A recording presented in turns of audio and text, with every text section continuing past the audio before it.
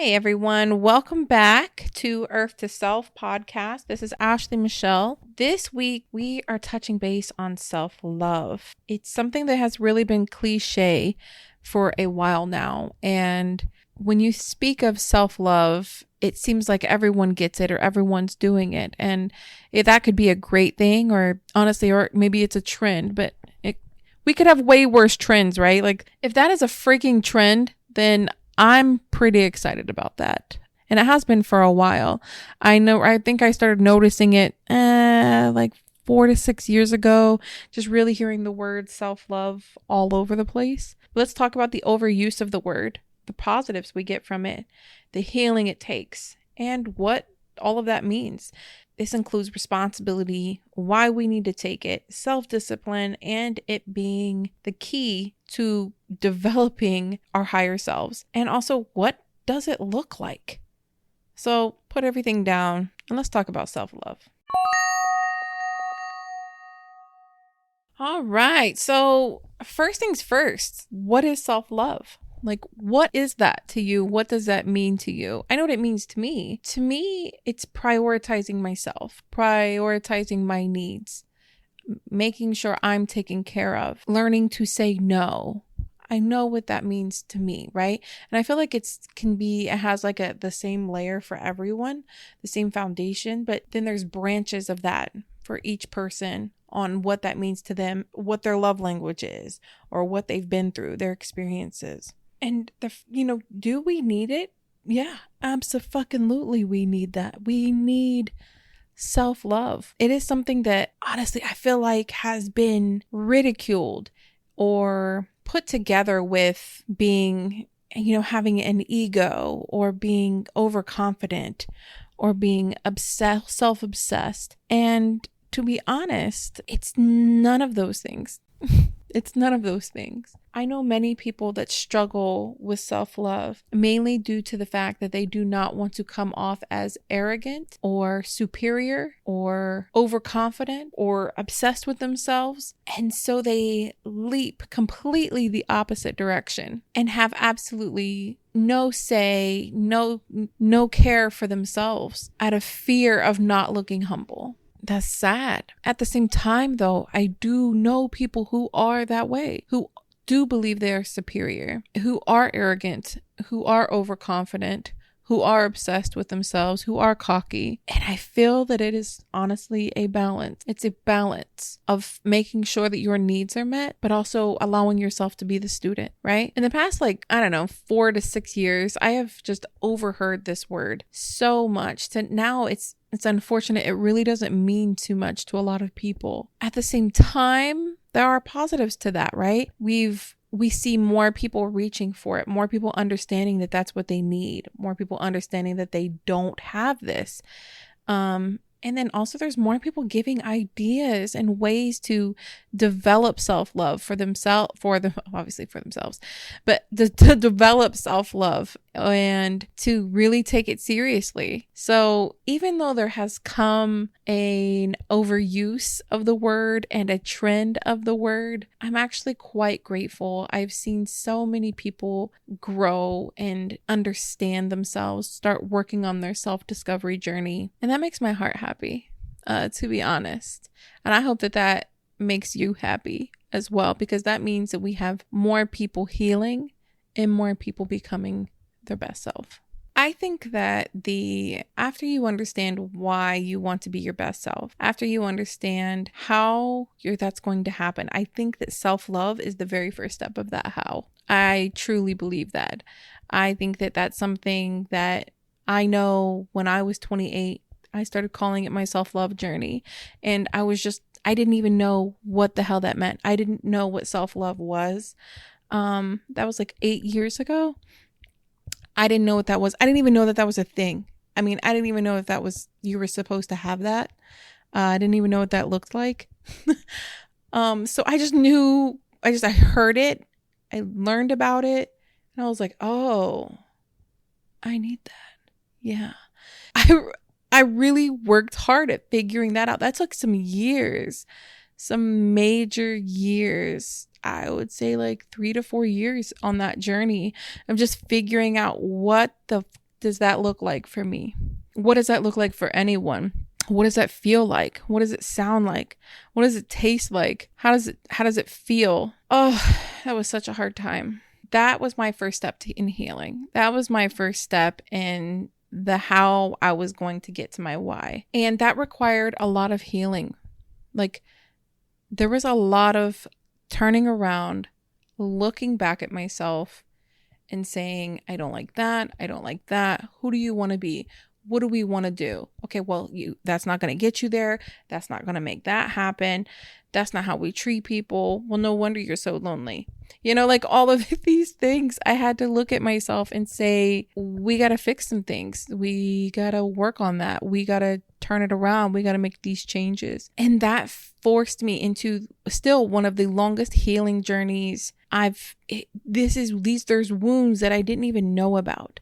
And I'm sure that you have wounds that you don't even know about, wounds that you haven't even figured out. And you're going to be going down this journey and you're going to be like, I can tell that I'm doing better. And then all of a sudden there's going to be this damn wound that you didn't even know about that comes from this or that.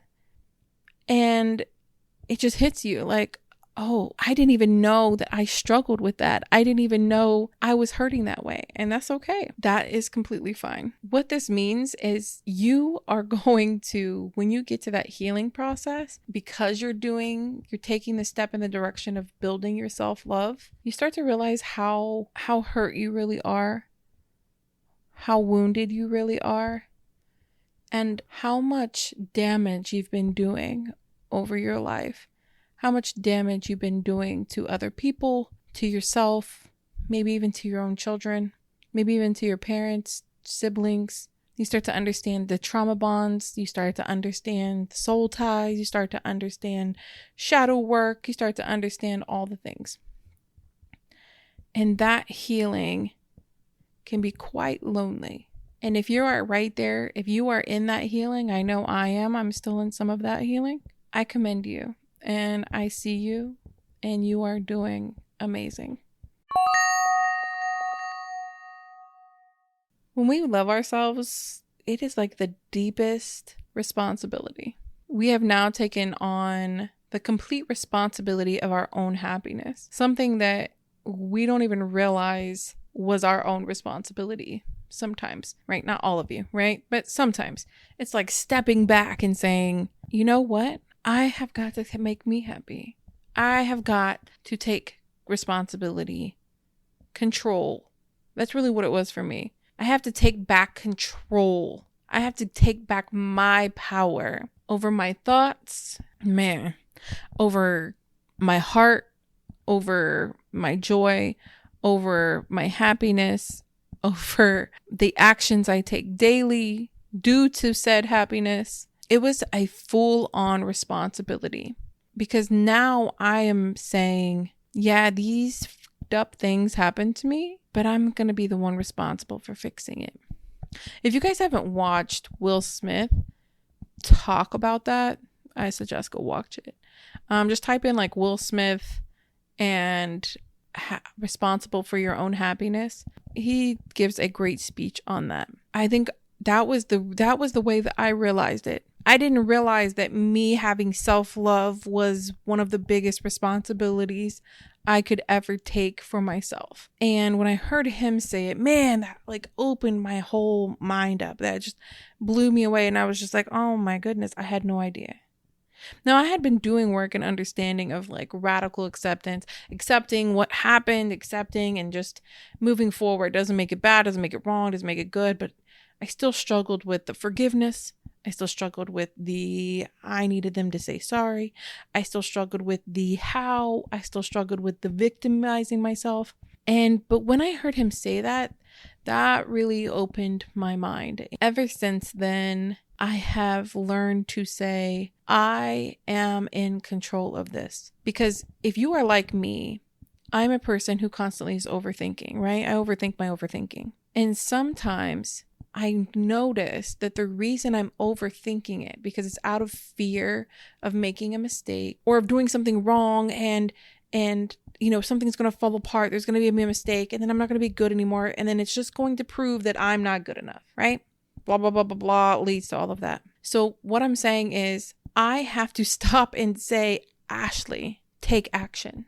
Like I literally stop and say, take action. And that is the best way for me to take responsibility and take back my power over my thoughts in that moment. So when I catch myself spiraling in a moment of sadness or pain, or when I'm reliving a memory of any type of trauma, I either say self or I say take action. That way I know it is my responsibility. I need to bring my thoughts back to myself. I need to come back to the present ground, earth to self, right? You need to bring the earth, the ground back to yourself, back to your feet, land back down. We are here in this moment and you are in control.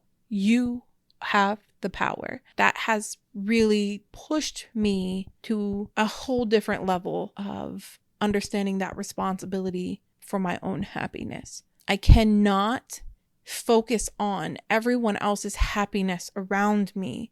I cannot focus on the trauma, the issues, the pain. I cannot focus on or keep wanting and wanting and wanting someone to acknowledge the pain that I've gone through, to validate it for me, to apologize and forgive me. I will constantly be a victim. I would constantly be lost. I would constantly just be spiraling. I would not be grounded. And by doing that, I can bring myself back, right? And that is a step of self-love for me. By saying self when I notice myself spiraling, or saying take action when I notice myself overthinking and being lost in my thoughts, I can keep moving. I know I mentioned earlier about Will Smith. Let me mention him again, because when he talks about self-love, it is one of them. It's awesome. So another thing that he spoke on was that the best form of self-love was self-discipline. And I could not agree more. Now, that being said, it's not that easy. I'm just not a good self-discipline person. So if you're a Virgo out there, you know that we are, I'm going to speak for myself. Okay. But Virgos actually are supposed to seek self-discipline and self-acceptance. We struggle in those areas. Yes, we are organized. Yes, we are analyzed. But since we are highly critical, we struggle with self-discipline and with self-acceptance. So this is something that I've learned actually in the last year and a half. And again, go look up Will Smith and self-discipline, self-love. Just type in all of those words together. You will see them. Great speech. So we take responsibility for our own happiness, right? First, we understand we need self-love. This is the first step in the healing journey, the healing part of our self-discovery journey, because now we can take care of those wounds ourselves. We can give ourselves the Band-Aid. We can validate ourselves. We can give ourselves the care, the hugs, and take back control of our memories, of our life, and of our future, and our present, and ground ourselves. So that being said, self-discipline is when you can keep continuing to do that and doing the things for yourself that you know you need. And like Will Smith says, he says that, self-discipline is the best self-love. It is self-love. For example, when you're eating a slice of pizza, self-discipline is saying, you don't need that pizza. We don't like the way it makes us feel. We don't like that, so you don't eat it. That is self-discipline. And that is also self-love, right? Because you love yourself enough to be like, nah, we're not going to eat that. One of the biggest things I learned when I was in therapy, and I didn't understand it, was self-discipline. I do now, thank goodness. But when I don't place myself, or when I don't show up for myself, that's what I'm trying to say. When I don't show up for myself, I am telling myself I'm not a priority. So when you love yourself, you prioritize yourself. When you love another person or in something, right? You love it, you prioritize it, you make it first. And if you don't, then you need to assess what type of love you're giving, or what is the issue around giving that type of love. Because to love something is to prioritize it. When I didn't show up for myself, I was saying, I don't love you. You are not a priority to me. And I didn't realize that.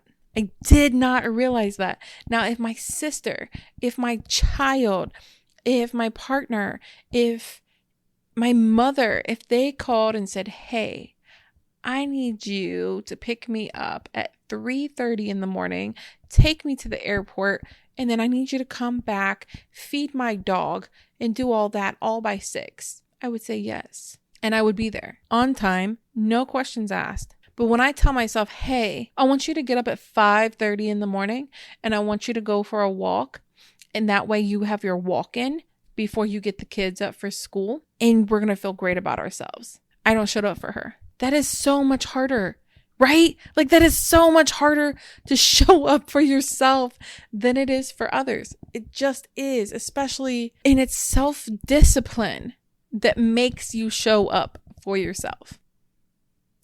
And when you show up for yourself, you're saying, you are important to me. And that is it. That's so important. That's so important to understand. When you do not show up for yourself, you're saying you're not priority. When you do show up for yourself, you're saying you are priority. That's it. Simple, period. Because, for example, if you say you have a boyfriend, right? And you want him to keep showing up to these dates that you guys have at Friday at 8 p.m. and he doesn't show up. He don't show up every 2-3 Fridays in a row. You're going to start to think he don't love you. Yes? Yes? Okay. So then if you tell yourself, okay, we're going to start doing this every Saturday morning. We're going to start getting up. We're going to start doing 25 minutes of yoga. And you don't show up. Guess who don't love you? You're proving that to yourself. So that is why self-discipline is the absolute best key to self-love. Like, that is taking action of self-love. The craziest thing is what you're going to find once you start actually following through with the promises you gave to yourself. You'll start to notice that you love yourself. You'll start to feel love, good about you. You'll start to trust yourself. Then that's going to lead you into taking more responsibility for your happiness. And you're going to take more responsibility by showing up for yourself again, right? And then you're going to feel love. And then you're going to take more responsibility by showing up again. It is a big trifecta and it's beautiful. And I hope that you can get, and just to clarify, let's get into what it looks like. Let's get into exactly what self-love can look. Now, again, it can look so different for everyone. Self-love for you is going to look completely different for me. Now, again, there's going to be a foundation, right? Again, there's the self-discipline, the responsibility. Those types of things are foundation pillars for self-love. But the actual little actions, they're not little for real, but the different actions that you can take for you are going to be different. Say you hate showing up late to work, but you keep doing it. Guilty. Okay, I don't like being late, but it had become an incredibly strong habit, right? One of the ways that you could show yourself that you love yourself is by taking responsibility and going to bed earlier and or waking up earlier. And then the self-discipline kicks in when you wake up to actually do the thing, to say, no, we don't like showing up late. We don't like the way that feels. So we're going to do this. And then you follow through with it. You have to follow through with it. And then self-discipline comes again the next day when you take responsibility and you do it again. So when you show up to work that day, after you were responsible, you did the self-discipline. When you show up to work that morning and you're not late, you say you're 10 minutes early, you're going to have a much better day. You're going to feel love from yourself. You're going to feel more accomplished, and you're going to feel like you did something for yourself. So then hopefully you would keep continuing to do it to remind yourself, we like showing up for ourselves. That could be for you. It could be for you to say no, to learn how to say no when people keep asking you for things, because for so long you've been a people pleaser. Some people have no problem with this. Sometimes we forget to say no, right? And some people struggle with that. That could be something that you might need to learn how to do so that way you can give yourself more love and more space. You could have been wanting to learn another language, right? But you've been putting it on the back burner because you have told yourself over and over again that we don't have time for this. I don't have time. I'm not good at learning languages. Whatever you need to tell yourself, so that way you can keep excusing your behavior.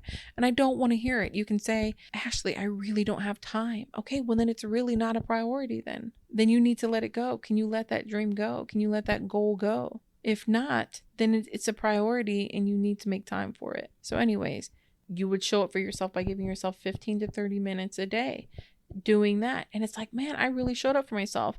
Look at me learning. Look at me developing, right? I could go on and on and on. It could be something like maybe you struggle with self-image. I struggled with self-image for so long. I tied my self-image with my self-worth, and I had to untie those. That was like 2 years of work just on that. So that was part of me loving myself, by untying those. Keep showing up. Keep doing it, taking responsibility for how I had gotten here instead of victimizing myself. I don't want to be a victim anymore. Yes, horrible things happened, but I don't want to be the victim anymore. I have to take responsibility now. Yes, it's my responsibility to make sure I'm healing. And I know you can do this for yourself. I see you. Keep doing wonderful things and go be great.